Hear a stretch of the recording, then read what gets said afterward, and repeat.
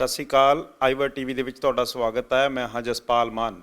Aam Aadmi party ਦੀ ਜਿਵੇਂ ਸਰਕਾਰ ਬਣਦੀ ਆ ਉਹਦੇ ਵਿੱਚ ਜਿਹੜੀਆਂ ਮਹਿਲਾ ਵਿਧਾਇਕ ਸੀਗੇ ਉਹਨਾਂ ਦੀ ਕਾਫੀ ਜ਼ਿਆਦਾ ਚਰਚਾ ਦੇ ਵਿੱਚ ਆ। ਕਈ ਰਿਪੀਟ ਹੋਏ ਨੇ ਔਰ ਕਈ ਫਰੈਸ਼ ਫੇਸ ਨੇ, ਪਰ ਜਿਹੜੇ ਚਰਚਿਤ ਚਿਹਰੇ ਨੇ ਉਹਨਾਂ ਦੇ ਵਿੱਚੋਂ ਪ੍ਰੋਫੈਸਰ ਬਲਜਿੰਦਰ ਕੌਰ ਵੀ ਸੁਰਖੀਆਂ ਦੇ ਵਿੱਚ ਰਹਿੰਦੇ ਆ। ਬੇਸ਼ੱਕ ਮੀਡੀਆ ਦੇ ਵਿੱਚ ਰਹਿੰਦੇ ਨੇ ਜਾਂ ਵਰਕਰ ਉਹਨਾਂ ਦੇ, ਔਰ ਨਾਲ ਦੀ ਨਾਲ ਇਹ ਸਵਾਲ ਵੀ ਰਹਿੰਦੇ ਨੇ ਕਿ ਆਖਿਰਕਾਰ ਮੰਤਰੀ ਕਿਉਂ ਨਹੀਂ ਬਣਾਇਆ ਗਿਆ, ਔਰ ਇਹ ਸਵਾਲ ਵੀ ਉੱਠਦੇ ਨੇ, ਸੁਭਾਵਿਕ ਵੀ ਨੇ। ਪਰ ਇਹਨਾਂ ਨੇ ਸਫਾਈ ਵੀ ਦਿੱਤੀ ਆ, ਪਰ ਜਾਣਨ ਦੀ ਕੋਸ਼ਿਸ਼ ਕਰਾਂਗੇ ਵੀ ਕਿ ਕਿਉਂ ਜਾਂ ਕੀ ਕਾਰਨ ਮੰਨਦੇ ਆ, ਔਰ ਨਾਲ ਦੀ ਨਾਲ ਹਲਕੇ ਦੇ ਵਿੱਚ ਦੂਸਰੀ ਵਾਰ ਲੋਕਾਂ ਦਾ ਪਿਆਰ ਮਿਲਿਆ ਔਰ ਕਿਵੇਂ ਦਾ ਹਾਲ ਚਾਲ ਆ, ਕਿਵੇਂ ਜ਼ਿੰਦਗੀ ਜੀ ਰਹੇ ਆ। ਔਰ ਨਾਲ ਦੀ ਨਾਲ ਇਹ ਵੀ ਕੋਸ਼ਿਸ਼ ਕਰਾਂਗੇ ਜਾਣਨ ਦੀ ਕਿ ਇੱਕ ਮਹਿਲਾ ਹੋਣ ਦੇ ਨਾਲ ਨਾਲ ਜਿਹੜੀ ਆਪਣੀ ਨਿੱਜੀ ਜ਼ਿੰਦਗੀ ਆ ਉਹਦੇ ਨਾਲ ਸਮਾਜ ਸੇਵਾ ਜਾਂ ਰਾਜਨੀਤੀ ਦੇ ਵਿੱਚ ਕਿਵੇਂ ਟਾਈਮ ਦੇ ਰਿਹਾ। ਮੈਮ ਸਤਿ ਸ਼੍ਰੀ ਅਕਾਲ। ਸਭ ਤੋਂ ਪਹਿਲਾਂ ਸਤਿ ਸ਼੍ਰੀ ਅਕਾਲ ਜੀ ਸਾਰਿਆਂ ਨੂੰ। Thank you so much. Thank you.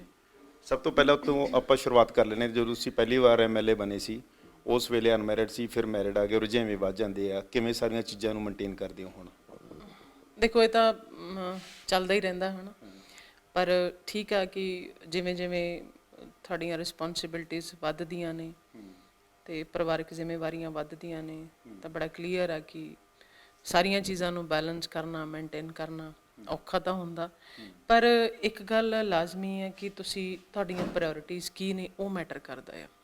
ਡੇ 1 ਤੋਂ ਇੱਕੋ ਪ੍ਰਾਇੋਰਟੀ ਰਹੀ ਹੈ ਕਿ ਜੋ ਵੀ ਟਾਈਮ ਮਿਲਿਆ, ਜੋ ਵੀ ਜ਼ਿੰਦਗੀ ਮਿਲੀ ਆ ਉਹ ਲੋਕਾਂ ਦੇ ਨਾਲ ਆ ਅਤੇ ਲੋਕਾਂ ਦੇ ਵਿੱਚ ਆ।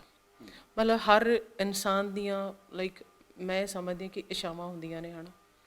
ਕਿਸੇ ਨੂੰ ਲੱਗਦਾ ਹੁੰਦਾ ਕਿ ਜ਼ਿੰਦਗੀ 'ਚ ਪੈਸਾ ਕਮਾਉਣਾ, ਕਿਸੇ ਨੂੰ ਲੱਗਦਾ ਹੁੰਦਾ ਘਰ ਬਣਾਉਣੇ ਆ, ਧਨ ਦੌਲਤ ਬਣਾਉਣੀ ਆ। ਮਤਲਬ ਮੈਂ ਸਮਝਦੀ ਕਿ ਹਰ ਕਿਸੇ ਦਾ ਆਪਣਾ ਆਪਣਾ ਹੁੰਦਾ ਆ। ਤਾਂ ਇੱਕੋ ਹੀ ਰਿਹਾ ਗਾ ਕਿ ਜੋ ਵੀ ਜ਼ਿੰਦਗੀ ਮਿਲੀ ਆ ਉਹ ਆਪਦੇ ਲੋਕਾਂ ਦੇ ਨਾਲ ਆ ਅਤੇ ਬਸ ਉਹਨਾਂ ਦੇ ਨਾਲ ਹੀ ਸਮਰਪਿਤ ਆ।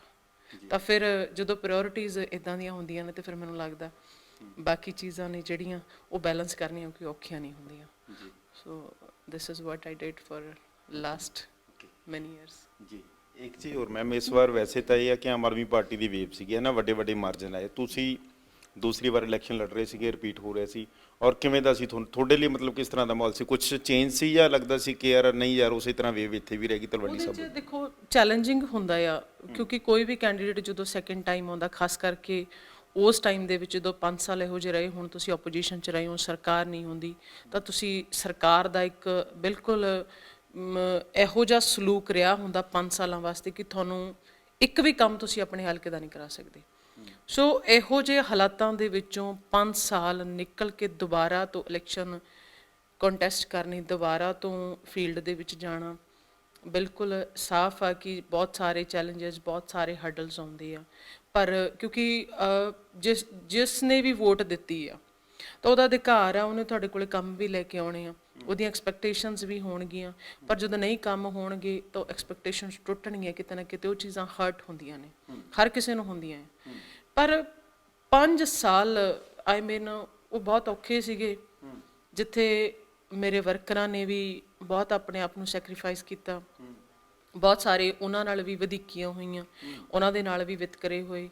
ਅਤੇ 5 ਸਾਲ ਐਸੇ ਸੀ ਜਿੱਥੇ ਮੇਰੇ ਲਈ ਵੀ ਬਹੁਤ ਔਖੇ ਸੀਗੇ। ਯਾਨੀ ਕਿ ਪਾਰਟੀ ਦਾ ਵੀ ਇਹੋ ਜਿਹੇ ਉਤਰਾਅ ਚੜ੍ਹਾਅ ਆਏ, ਪਾਰਟੀ ਦਾ ਵੀ ਡਾਊਨਫਾਲ ਆਇਆ, ਪਾਰਟੀ ਨੂੰ ਵੀ ਹਰ ਕੋਸ਼ਿਸ਼ਾਂ ਕੀਤੀਆਂ ਗਈਆਂ ਕਿ ਪਾਰਟੀ ਨੂੰ ਖ਼ਤਮ ਕਰ ਦਈਏ, ਤੋੜ ਦਈਏ।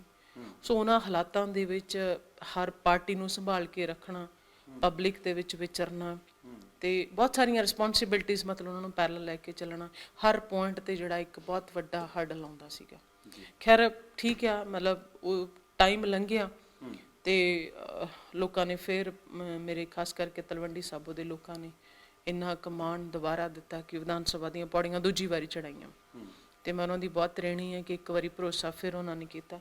ਖੈਰ ਜਿਹੜੀਆਂ ਕਮੀਆਂ 5 ਸਾਲ ਰਹੀਆਂ ਨੇ ਤਾਂ ਬੜਾ ਕਲੀਅਰ ਆ ਕਿ ਉਹਨਾਂ 5 ਸਾਲਾਂ ਦੀ ਕਮੀਆਂ ਨੂੰ ਅਫਕੋਰਸ ਐਤਕੀ ਬਿਲਕੁਲ ਦੱਬ ਕੇ ਪੂਰਾ ਕਰਾਂਗੇ। ਜੀ ਤੁਸੀਂ ਜਦੋਂ ਵਿਰੋਧੀ ਧਿਰ ਦੇ ਵਿੱਚ ਸੀਗੇ, ਤੁਸੀਂ ਵੀ ਲੰਬੀ ਧਰਨੇ ਵਿੱਚ ਗਏ ਸੀਗੇ 1-2 ਵਾਰ, ਹੈ ਨਾ। ਖਾਸ ਕਰਕੇ ਕੋਈ ਜ਼ਿਆਦਤੀ ਹੋਈ ਉਦੋਂ ਵੀ 1-2 ਵਰਕਰਾਂ ਨਾਲ, ਤੁਹਾਡੇ ਨਾਲ, ਔਰ ਉਸ ਤੋਂ ਬਾਅਦ ਫਿਰ ਮੈਨੂੰ ਲੱਗਦਾ ਸ਼ਾਇਦ ਤੁਸੀਂ ਉੱਥੇ ਕੋਈ ਸ਼ਰਾਬ ਫੜੀ ਗਈ ਸੀ, ਉਸ ਮਸਲੇ ਦੇ ਵਿੱਚ ਵੀ ਸ਼ਾਇਦ ਗਏ ਸੀ। ਤੁਹਾਡੀ ਪਾਰਟੀ ਦੀ ਕਾਫੀ ਲੀਡਰਸ਼ਿਪ ਗਈ ਸੀ ਲੰਬੀ ਦੇ ਵਿੱਚ, ਮੈਂ ਵੀ ਕਵਰੇਜ ਕੀਤੀ। ਹੁਣ ਲੰਬੀ ਦੇ ਵਿੱਚ ਹੀ ਆ ਕੇ ਜਿਹੜਾ ਕਿਸਾਨਾਂ ਦੇ ਉੱਤੇ ਲਾਠੀ ਚਾਰਜ, ਕਿਵੇਂ ਦੇਖਦੇ ਹੋ? ਇਹ ਚੀਜ਼ਾਂ ਹੋਣੀਆਂ ਚਾਹੀਦੀਆਂ ਜਾਂ ਨਹੀਂ? ਮਤਲਬ ਜਿੱਥੇ ਜਿੱਥੇ ਵੀ ਪੰਜਾਬ ਦੇ ਵਿੱਚ ਧਰਨੇ ਲੱਗੇ ਆ, ਉੱਥੇ ਬਿਲਕੁਲ ਜਿੱਥੇ ਡਿਊਟੀ ਲੱਗੀ ਹੈ ਪਾਰਟੀ ਨੇ ਉੱਥੇ ਗਈ ਹਾਂ, ਮੈਂ ਦੱਬ ਕੇ ਗਈ ਹਾਂ।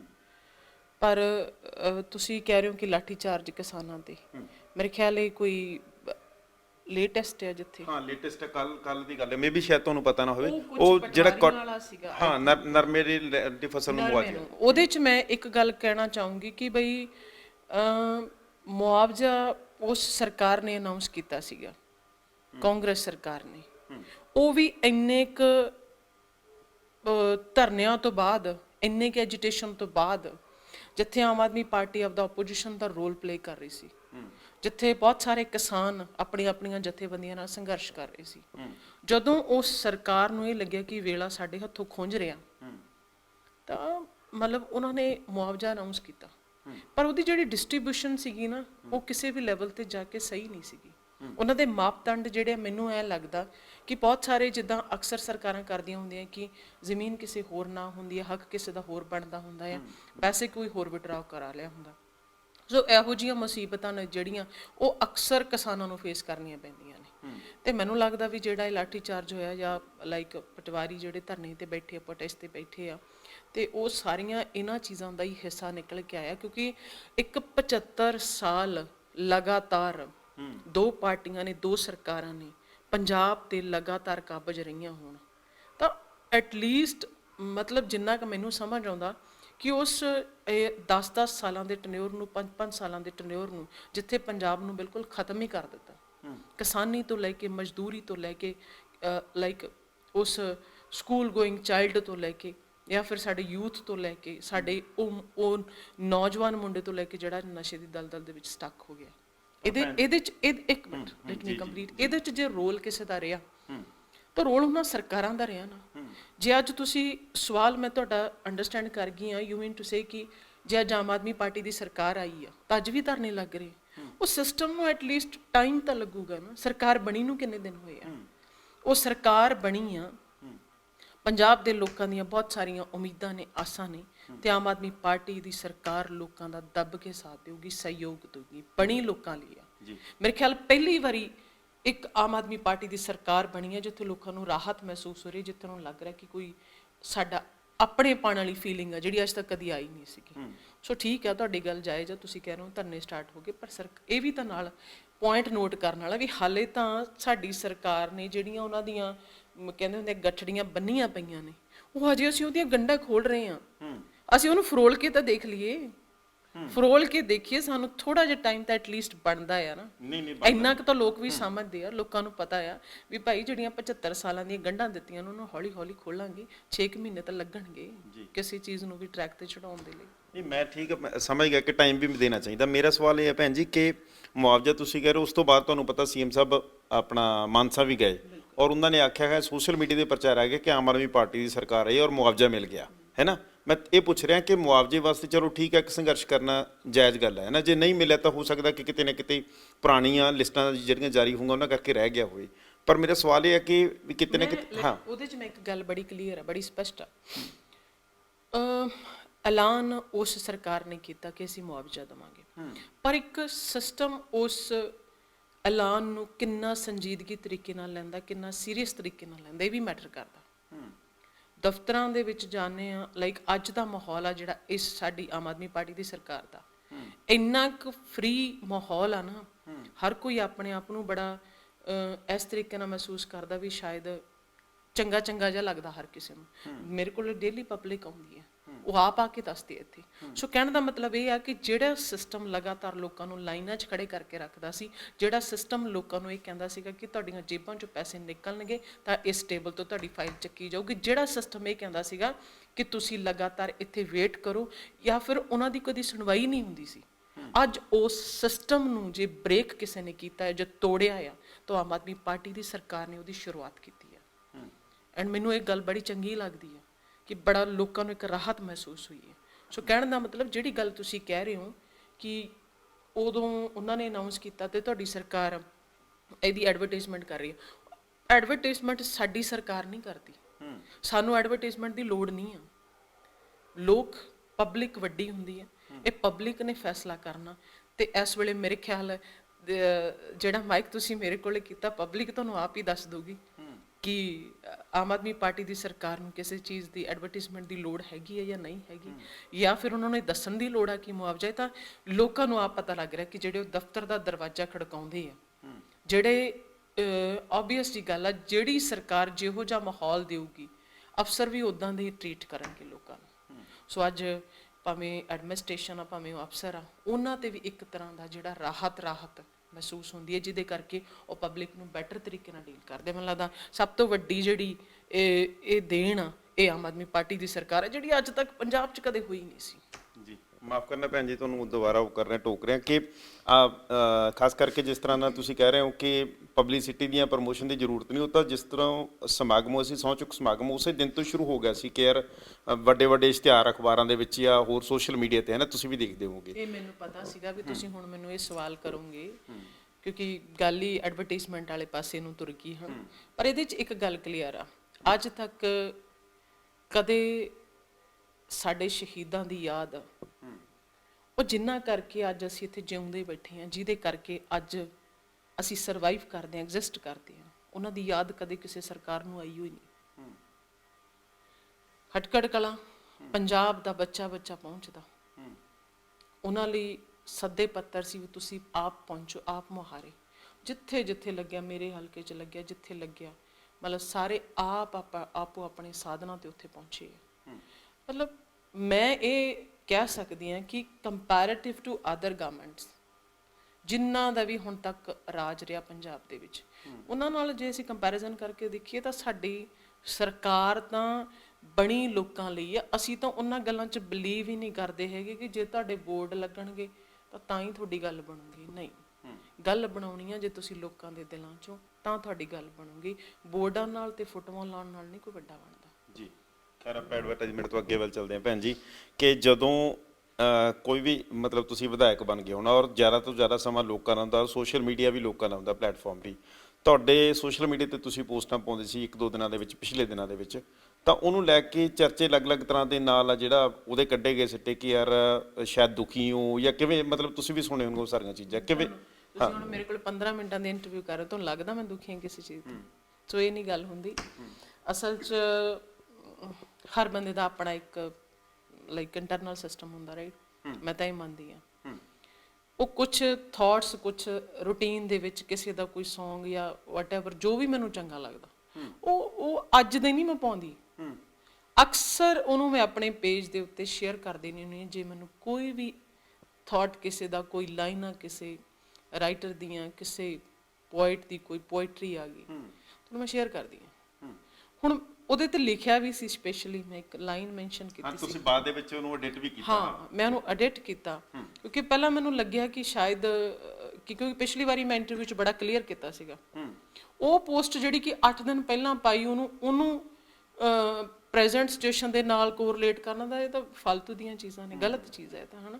ਸੋ ਵਿਦਆਊਟ ਟੇਕਿੰਗ ਮੇਰਾ ਵਰਜਨ ਲੈਣ ਤੋਂ ਬਿਨਾਂ ਇਹ ਮੈਂ ਫਿਰ ਇਸੇ ਕਰਕੇ ਮੈਂ ਲਿਖ ਕੇ ਪਾਇਆ ਵੀ ਭਾਈ ਇਹ ਗੱਲ ਧਿਆਨ ਰੱਖਿਓ, ਇਹਦਾ ਕੋਈ ਲੈਣਾ ਦੇਣਾ ਹੈ ਹੀ ਨਹੀਂ ਪੋਲਿਟਿਕਸ ਨਾਲ। ਹੁਣ ਜੇ ਫਿਰ ਵੀ ਉਹਨੂੰ ਕੋਈ ਜੋੜੀ ਜਾਊਗਾ ਤਾਂ ਉਹਦੇ 'ਚ ਤਾਂ ਹੁਣ ਫਿਰ ਮੈਂ ਕੀ ਕਰ ਸਕਦੀ ਹਾਂ, ਦੱਸੋ?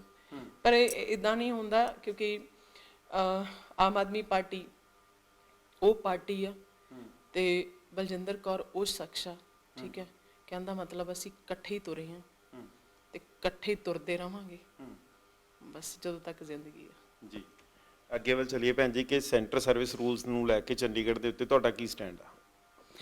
ਇਹਦੇ ਬਾਰੇ ਵੀ ਤੁਹਾਨੂੰ ਸਾਰੇ ਬੜਾ ਕਲੀਅਰ ਕਰਾਂਗੇ। ਸਾਡੀ ਸਰਕਾਰ ਬਣੀ ਆ ਤਾਂ ਲੋਕਾਂ ਨੇ ਏਡਾ ਵੱਡਾ ਫਤਵਾ ਦਿੱਤਾ, ਉਸ ਲੋਕਾਂ ਦੇ ਮਾਣ ਨੂੰ ਕਦੇ ਸਾਡੇ ਮਾਨਯੋਗ ਮੁੱਖ ਮੰਤਰੀ ਸਾਹਿਬ ਕਦੇ ਨਹੀਂ ਟੁੱਟਣ ਦੇਣਗੇ।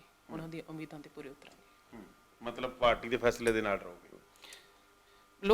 ਲੋਕਾਂ ਦਾ ਫੈਸਲਾ ਹੋਊਗਾ, ਪਬਲਿਕ ਦਾ ਫੈਸਲਾ ਹੋਊਗਾ, ਸਾਡੀ ਸਰਕਾਰ ਦਾ ਫੈਸਲਾ ਹੋਊਗਾ। ਅੱਜ ਤੱਕ ਇੱਕੋ ਪਾਰਟੀ, ਇੱਕੋ ਸਰਕਾਰ, ਭਾਵੇਂ ਉਹ ਦਿੱਲੀ ਤੋਂ ਤੁਰੀ ਆ, ਤਾਂ ਉਹ ਤੁਰੀ ਆ ਜੋ ਲੋਕਾਂ ਦੀ ਕਚਹਿਰੀ ਦੇ ਵਿੱਚ ਆ, ਉਹ ਪਾਰਟੀ ਦੇ ਵਿੱਚ ਆ, ਜੋ ਪਾਰਟੀ ਦੇ ਵਿੱਚ ਆ, ਉਹ ਉਹੀ ਆ ਜੋ ਪਬਲਿਕ ਚਾਹੁੰਦੀ ਆ। ਪਬਲਿਕ ਤੋਂ ਵੱਖਰਾ ਤਾਂ ਕਦੇ ਆਏ ਨਹੀਂ ਆ। ਜੀ ਜਿਸ ਤਰ੍ਹਾਂ ਦੇ ਨਾਲ ਡਰੱਗ ਜਿਹੜੀ ਐਕਸ਼ਨ ਲਾਈਨ ਸ਼ੁਰੂ ਕੀਤੀ ਗਈ ਆ, ਉਸ ਮਾਫ ਕਰਨਾ ਕਰਪਸ਼ਨ ਦੇ ਅਗੇਂਸਟ, ਐਂਟੀ ਕਰਪਸ਼ਨ, ਤਾਂ ਉਹਨੂੰ ਲੈ ਕੇ ਮਤਲਬ ਕਿਸ ਤਰ੍ਹਾਂ ਦਾ ਰਿਸਪੌਂਸ ਆਉਂਦਾ ਲੋਕਾਂ ਦੇ ਹਲਕੇ ਦੇ ਵਿੱਚ? ਤੁਹਾਨੂੰ ਲੋਕ ਮਿਲਦੇ ਹੋਣਗੇ, ਕਿਵੇਂ ਗੱਲਾਂ ਕਰਦੇ? ਬਹੁਤ ਸੋਹਣਾ ਰਿਸਪੌਂਸ ਆ। ਦੇਖੋ ਉਹਦੇ ਨਾਲ ਇੱਕ ਚੀਜ਼ ਦਾ ਫਰਕ ਪੈ ਗਿਆ ਕਿ ਲਾਈਕ ਪਹਿਲਾਂ ਜਿਹੜੇ ਸਿਸਟਮ ਚੱਲਦੇ ਸੀਗੇ ਕਿ ਜਿੱਥੇ ਜਿੱਥੇ ਛੋਟੇ ਲੈਵਲ ਤੇ ਕਹਿ ਲਓ, ਗਰਾਊਂਡ ਲੈਵਲ ਤੇ ਕਹਿ ਲਓ, ਜਾਂ ਫਿਰ ਆਮ ਲੋਕ ਜਿਹੜੇ ਡੇਲੀ ਰੂਟੀਨ 'ਚ ਕੰਮ ਕਾਜ ਲਈ ਲੈ ਕੇ ਜਾਂਦੇ ਸੀਗੇ, ਤਾਂ ਉਹਨਾਂ ਨੂੰ ਕਿਤੇ ਨਾ ਕਿਤੇ ਇਹ ਪ੍ਰੋਬਲਮ ਫੇਸ ਕਰਨੀ ਪੈਂਦੀ ਹੁੰਦੀ ਸੀ। ਭਾਵੇਂ ਉਹ 1000 ਰੁਪਇਆ ਹੋਵੇ, ਭਾਵੇਂ ਉਹ 3000 ਹੋਵੇ, 500 ਹੋਵੇ, ਵਟਐਵਰ ਜਾਂ ਜਿੰਨੀ ਵੀ ਅਮਾਊਂਟ, ਤਾਂ ਉਸ ਚੀਜ਼ ਤੇ ਇੱਕਦਮ ਨੰਬਰ ਜਿਹੜਾ ਆ ਜਾਰੀ ਕਰਨ ਦੇ ਨਾਲ ਕੰਟਰੋਲ ਹੋ ਗਿਆ ਆ, ਜਿਹਦੇ ਕਰਕੇ ਪਬਲਿਕ ਨੂੰ ਅੱਜ ਬਹੁਤ ਸਕੂਨ ਆ, ਮੈਂ ਇਹ ਮੰਨਦੀ ਹਾਂ ਜੀ। ਔਰ ਰਾਜ ਸਭਾ ਮੈਂਬਰਸ ਨੂੰ ਲੈ ਕੇ ਵੀ ਮਤਲਬ ਲੋਕਾਂ ਦੇ ਸ਼ਿਕਵੇ, ਜਾਂ ਮਤਲਬ ਤੁਹਾਨੂੰ ਕੀ ਲੱਗਦਾ ਕਿ ਪਾਰਟੀ ਦਾ ਇੰਟਰਨਲ ਫੈਸਲਾ ਸੀ ਸਹੀ? ਕਾਹਦਾ ਸ਼ਿਕਵਾ ਆ ਵੀ? ਜਿਹੜੇ ਇਨਸਾਨ ਅੱਜ ਆਮ ਆਦਮੀ ਪਾਰਟੀ ਦੀ ਸਰਕਾਰ ਬਣਾਉਣ ਦੇ ਵਿੱਚ ਆਪਣੀ ਜਹਿਦ ਲਾ ਕੇ, ਜਿਹੜੇ ਇਨਸਾਨ ਮਤਲਬ ਪੰਜਾਬ ਦੇ ਸਟਰਕਚਰ ਬਿਲਡਅਪ ਕਰਨ ਦੇ ਵਿੱਚ, ਯਾਨੀ ਕਿ ਉਸ ਡਾਊਨਫਾਲ ਦੇ ਵਿੱਚ ਆਪਣੇ ਆਪ ਨੂੰ ਪੰਜਾਬ 'ਚ ਲਿਆ ਕੇ ਖੜੇ ਕਰਤੇ ਤੇ ਪਾਰਟੀ ਦੀ ਕੜੀ ਨੂੰ ਜੋੜਤਾ, ਤਾਂ ਕਾਹਦਾ ਸ਼ਿਕਵਾ ਆ ਦੱਸੋ? ਸੋ ਮੈਨੂੰ ਤਾਂ ਲੱਗਦਾ ਨਹੀਂ ਉਹ ਸ਼ਖਸ ਸੀਗੇ ਜਿਹੜੇ ਪੰਜਾਬ ਤੋਂ ਵੱਖਰੇ ਨੇ।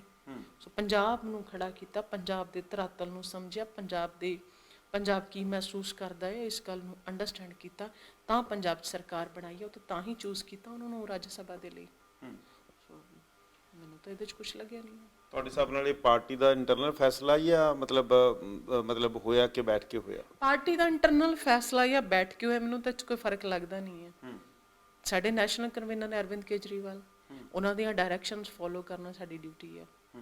ਲੋਕ ਪਬਲਿਕ ਕੀ ਕਹਿੰਦੀ ਆ, ਪਬਲਿਕ ਦੀ ਕਚਹਿਰੀ ਦੇ ਵਿੱਚ ਫੁੱਲ ਚੜਾਉਣਾ ਆਮ ਆਦਮੀ ਪਾਰਟੀ ਦਾ ਜ਼ਿੰਮੇਵਾਰੀ ਆ, ਸਰਕਾਰ ਦੀ ਜ਼ਿੰਮੇਵਾਰੀ ਆ, ਰਿਸਪੌਂਸਿਬਿਲਟੀ ਆ। ਤੇ ਮੇਰੇ ਖਿਆਲ ਜੇ ਇਹਨਾਂ ਸਾਰੀਆਂ ਚੀਜ਼ਾਂ ਨੂੰ ਆਪਾਂ ਨੂੰ ਪੈਰਲਲ ਚਲਾ ਲਈਏ ਤਾਂ ਵਧੀਆ ਗੱਲ ਆ, ਉਹੀ ਅਸੀਂ ਕਰ ਰਹੇ ਹਾਂ ਜੀ। ਫਿਰ ਇਸ ਤਰੀਕੇ ਨਾਲ ਤਾਂ ਮਤਲਬ ਜਿਸ ਤਰੀਕੇ ਨਾਲ ਤੁਸੀਂ ਕਰ ਰਹੇ ਹੋ, ਮਤਲਬ ਪ੍ਰਧਾਨ ਮੰਤਰੀ ਮੋਦੀ ਵੀ ਕਰ ਰਹੇ ਹੋ, ਕਹਿੰਦੇ ਯਾਰ ਅਸੀਂ ਵੀ ਆਪਦੀਆਂ ਨੀਤੀਆਂ ਆਪਣੇ ਤਰੀਕੇ ਨਾਲ ਚਲਾ ਰਹੇ ਹਾਂਗੇ, ਸਾਡੀ ਵੀ ਪਾਰਟੀ ਦੀ ਪਾਲਿਸੀਜ਼ ਨੇ। ਉਹ ਤਾਂ ਦੇਖੋ ਪ੍ਰਧਾਨ ਮੰਤਰੀ ਮੋਦੀ ਕੀ ਕਰਦੇ ਨੇ, ਮੇਰੇ ਖਿਆਲ ਇਹ ਮੈਨੂੰ ਤਾਂ ਦੱਸਣ ਦੀ ਲੋੜ ਨਹੀਂ ਹੈ। ਇਹ ਤਾਂ ਤੁਸੀਂ ਜਿਹਦੇ ਤੇ ਮਰਜ਼ੀ ਜਾ ਕੇ ਮਾਈਕ ਲਾ ਦਿਓ, ਤੁਹਾਨੂੰ ਦੱਸ ਦੇਣਗੇ ਬੈਟਰ। ਠੀਕ ਹੈ।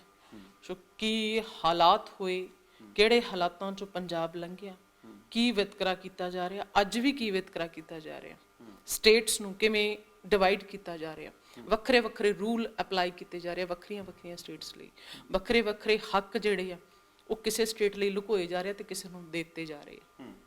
ਸੋ ਉਹ ਮੈਨੂੰ ਤਾਂ ਦੱਸਣ ਦੀ ਲੋੜ ਨਹੀਂ ਆ। ਖੈਰ ਕਿੱਥੇ ਆਮ ਆਦਮੀ ਪਾਰਟੀ ਦੀ ਸਰਕਾਰ ਜਿਹੜੀ ਦਿੱਲੀ ਤੋਂ ਚੱਲੀ, ਲੋਕਾਂ ਦੀਆਂ ਬੇਸਿਕ ਨੀਡਸ ਨੂੰ ਪੂਰਾ ਕਰਦੇ ਹੋਏ, ਭਾਵੇਂ ਉਹ ਮੁਹੱਲਾ ਕਲੀਨਿਕ ਸੀਗੇ, ਭਾਵੇਂ ਉਹ ਜਿਹੜਾ ਸਕੂਲਸ ਐਜੂਕੇਸ਼ਨ 'ਚ ਸਭ ਤੋਂ ਵੱਧ ਕਿਸੇ ਨੇ ਕੰਟਰੀਬਿਊਟ ਕੀਤਾ, ਤਾਂ ਕੋਈ ਇੱਕ ਜਣਾ ਦੱਸ ਦਵੇ ਉਹ ਇੱਕੋ ਹੀ ਸਰਕਾਰ ਸੀ ਆਮ ਆਦਮੀ ਪਾਰਟੀ ਦੀ ਸਰਕਾਰ, ਜਿਹਨੇ ਇੰਨਾ ਵੱਡਾ ਰੋਲ ਪਲੇ ਕੀਤਾ। ਵਰਨਾ ਇਸ ਗੱਲ ਨੂੰ ਕਦੇ ਸਮਝਿਆ ਨਹੀਂ ਜਾਂਦਾ ਸੀ ਜ਼ਰੂਰੀ ਵੀ ਬੱਚਿਆਂ ਨੂੰ ਪੜ੍ਹਾਉਣਾ ਵੀ ਜ਼ਰੂਰੀ ਹੈ, ਸਕੂਲ ਬਣਾਉਣੇ ਵੀ ਜ਼ਰੂਰੀ ਹੈ। ਇਹ ਤਾਂ ਕਿਸੇ ਨੇ ਸ਼ੁਰੂਆਤ ਕੀਤੀ ਨਹੀਂ। ਸੋ ਇਹ ਤਾਂ ਪਬਲਿਕ ਦੀ ਕਚਹਿਰੀ 'ਚ ਪਬਲਿਕ ਦੱਸ ਸਕਦੀ ਹੈ ਜੀ। ਆਮ ਆਦਮੀ ਪਾਰਟੀ ਦੀ ਸਰਕਾਰ ਦਾ ਤੇ ਸਾਡੇ ਨੈਸ਼ਨਲ ਲੀਡਰ ਅਰਵਿੰਦ ਕੇਜਰੀਵਾਲ ਜੀ ਦਾ ਤੇ ਮੋਦੀ ਸਾਹਿਬ ਦਾ ਤਾਂ ਦੂਰ ਦਾ ਕੋਈ, ਮੇਰੇ ਖਿਆਲ ਹੁਣ ਕੀ ਸ਼ਬਦ ਬੋਲਾਂ ਮੈਂ, ਹੈ ਹੀ ਨਹੀਂ ਕੋਈ ਕਨੈਕਸ਼ਨ। ਅੱਛਾ ਜੀ। ਇੱਕ ਚੀਜ਼ ਹੋਰ ਸਾਫ਼ ਕਰੋ ਭੈਣ ਜੀ ਕਿ ਜਦੋਂ ਕੰਪੇਨ ਚੱਲ ਰਹੀ ਸੀ, ਭਗਵੰਤ ਮਾਨ ਜੀ ਇੱਥੇ ਆਉਂਦੇ ਆ, ਚਰਚਾਵਾਂ ਹੁੰਦੀਆਂ, ਕਹਿੰਦੇ ਕਿ ਤੁਹਾਡੇ ਆਫਿਸ ਤੱਕ ਨਹੀਂ ਆਏ, ਮਤਲਬ ਕੀ ਕਹਾਣੀ, ਕੀ ਅੰਦਰ ਕੋਈ ਮਤਲਬ ਅੰਡਰਸਟੂਡ ਕੈਂਪੇਨ ਦਾ ਪੀਕ ਹੋਵੇ, 3 ਦਿਨ ਬਚਦੇ ਹੋਣ, ਉਹਨਾਂ ਨੇ ਪੰਜਾਬ ਨਹੀਂ ਦੇਖਣਾ, ਦੱਸੋ ਸਰਕਾਰ ਨਹੀਂ ਬਣਾਉਣੀ, ਆਫਿਸ ਆਉਣਾ ਮੈਨੂੰ ਤਾਂ ਲੱਗਦਾ ਨਹੀਂ ਕੋਈ ਮੈਟਰ ਕਰਦਾ ਸੀ। ਆਫਿਸ ਉਹ ਕੀ ਆਉਣਾ, ਆਫਿਸ ਅਸੀਂ ਨਹੀਂ ਹੁੰਦੇ ਸੀਗੇ, ਰਾਤ ਦੇ 2-2 ਵਜੇ ਤੱਕ ਲਗਾਤਾਰ ਪਬਲਿਕ ਦੇ ਵਿੱਚ ਹੁੰਦੇ ਸੀਗੇ। ਸੋ ਮੈਨੂੰ ਨਹੀਂ ਲੱਗਦੀਆਂ ਇਹ ਚੀਜ਼ਾਂ ਕੋਈ ਇੰਪੋਰਟੈਂਟ ਜਾਂ ਕੋਈ ਮੈਟਰ ਕਰਦੀਆਂ ਨੇ। ਪਤਾ ਨਹੀਂ ਤੁਸੀਂ ਸਵਾਲ ਕਿਉਂ ਕਰ ਦਿੱਤਾ।